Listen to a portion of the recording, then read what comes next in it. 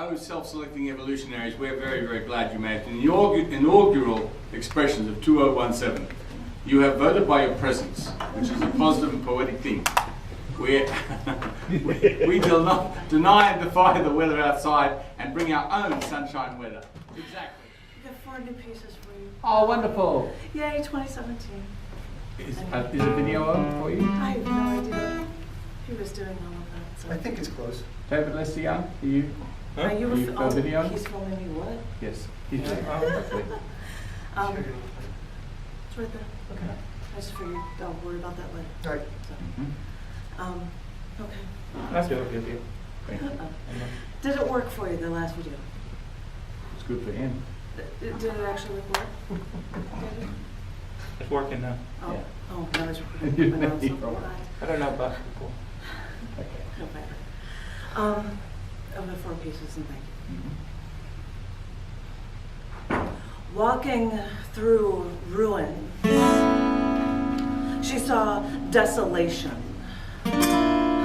She saw people saddened. Ashes were everywhere. She walked through the rubble. She reached her hand in and pulled out one brick.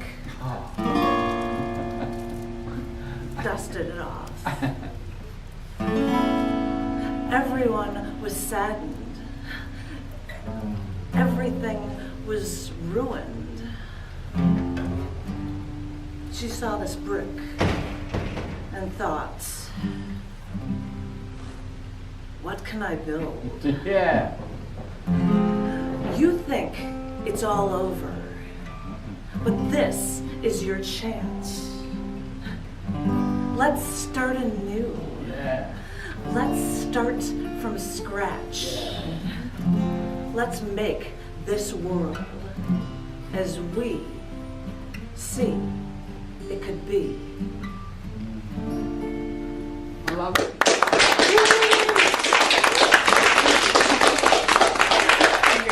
And I was thinking that words do seem to come out like water.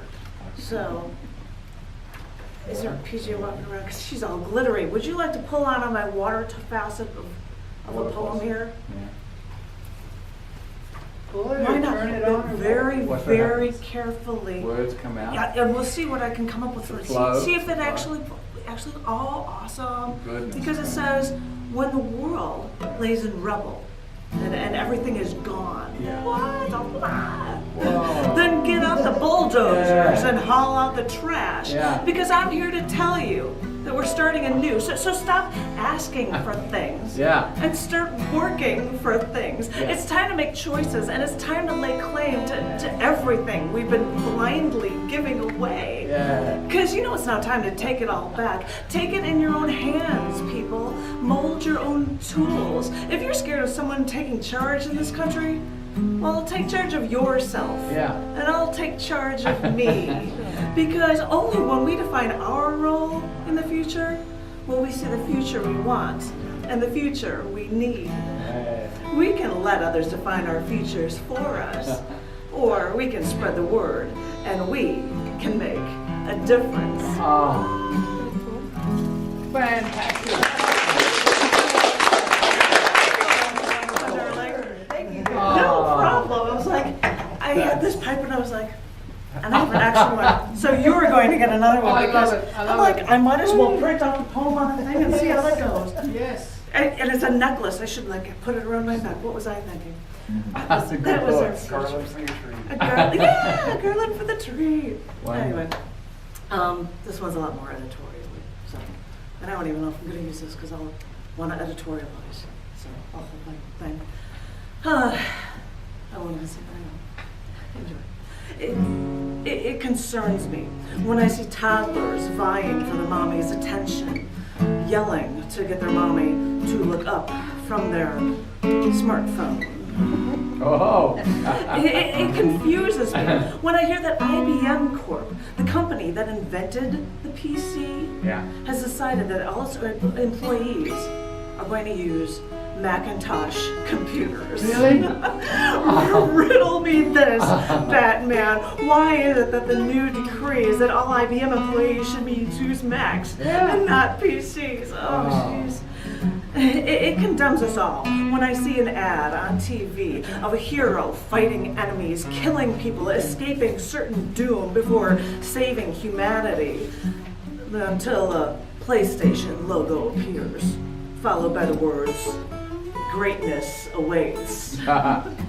Yeah, well, how confounding, because greatness awaits for those who didn't sit on those comfy cushions and play video games.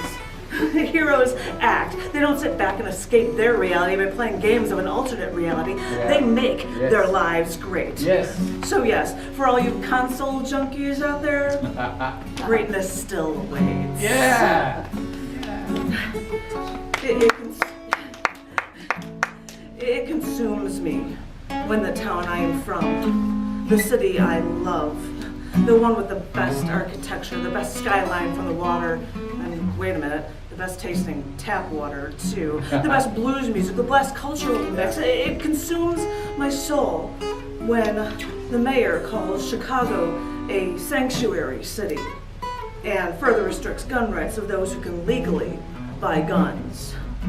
Unlike the gangs who, over Christmas weekend, shot over 60 people. Ooh. Of course, there were innocent bystanders. It concerns me. It confuses me. It confounds me. It consumes me. This is commonplace. This is a part of what they call evolution. Or maybe it's how the culture evolves by staring at screens with all the surface information they could ever want at their fingertips. Or maybe it's how the culture devolves by not having to remember a thing because you always have Google on that phone of yours that's smarter than you. So you can just stare at that screen instead of interacting with people. Because why would you want to interact with people when you could look at a 4-inch square screen instead? I went to a bar and saw two men together at a table opposite each other, both using their smartphones instead of interacting with each other. Yeah. But wait a minute, wasn't the point of going out in public to meet someone in the first place? Yes. Isn't the point to actually interact with other people? Yes. Because the bar, the pub, the publican, it was a place where people would go to meet up with other people to interact. But this past New Year's Eve, at a bar on Rainy Street, a group of people went into a bar to ask if they had TVs so they could watch a sports game. Ah. You see, now the publican is becoming a place where people could go to pay attention to anything other than the people they came with. Yeah. Or anyone else for Yeah. that matter. Yeah. This is your future. Yeah. Because I remember back in the day when me and my friend Jason had our laptops at a bar with a bunch of friends, and we could actually sit there and transfer files to each other by putting our laptop sensors in front of one another. Ah. So yeah, we were still being computer geek stuff and all that stuff, but at the same time, at least I was in public interacting with actual people while I did it. This is how we were cutting edge. This is how we were rebellious, all without losing our connection to people. We look for a happy medium. I am the woman who uses audio and video sampling in my performances. The woman with her own name as a domain name. I've got tons of CDs on iTunes. I run an expansive online and print publishing organization, incorporating YouTube and Vine videos, Facebook, Twitter, Instagram, even Pinterest, Tumblr, and Google+. Whoa. But I don't know how many times I've been called a Luddite because I only got a smartphone recently. And you know, no one ever calls me. So really, what am I missing out on? Exactly. Yeah. Because maybe the problem is trying to come up with that balance. With this ever-expanding technology crammed down our throats that we're forced to feel the need to actually want and need, sure, we can always want that latest and the newest, and we can forget that our phone used to cost less than $20 per household per month, because we always have to give up something in order to get something more. We think we can have it both ways as we welcome the new millennium, but maybe the real key is to remembering to strike that balance so we don't lose what we loved about the past while embracing and throwing our arms around the future.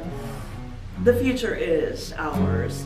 Just look before you leap so that you know you'll land on your own 2 feet and you'll always land on top. Yeah!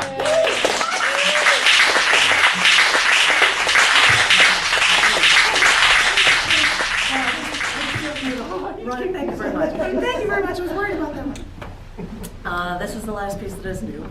Thank you very much. Wonderful Thank you. work. Well, you know, because it's all about like, well, let's Yeah. do something. Yeah, exactly. So, you know, we all play what's going to happen. Well, let's make our future the way we want it. Yeah. This is for Warren. It's called Optimizing Your Odds.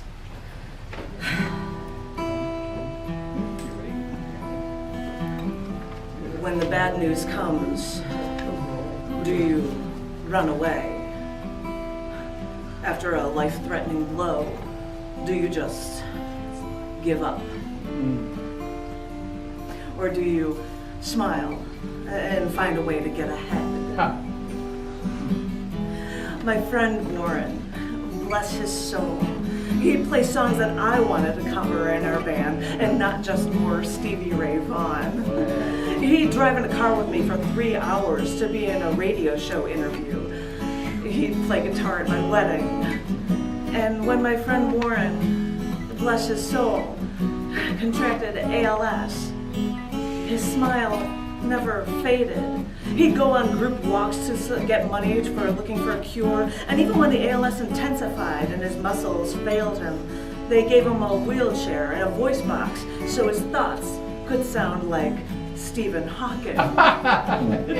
His high school even planned their reunion at his favorite bar, and at McDivitt's, the women still flocked to him.